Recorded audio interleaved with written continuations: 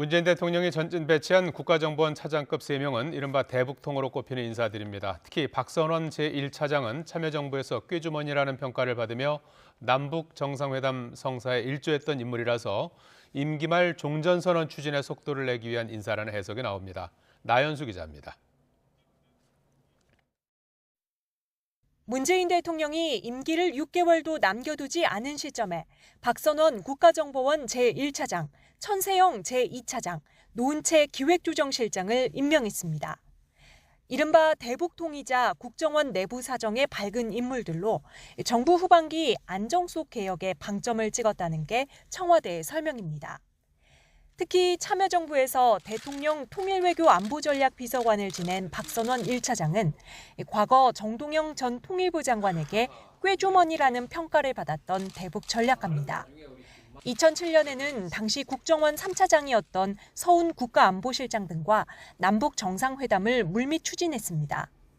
문 대통령도 자서전에서 당시 대통령 비서실장, 안보실장, 국정원장이 매주 만나던 앙골 모임에 실무자로는 유일하게 당시 비서관이던 박선원 차장이 배석했다고 적기도 했습니다.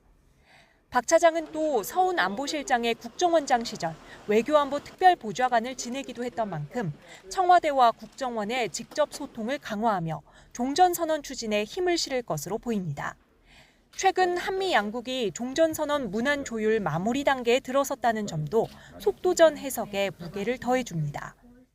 우리 정부도 현재 진행되고 있는 협의의 속도와 방향에 대해 만족하고 있다는 점을 다시 한번 명확히 말씀드립니다.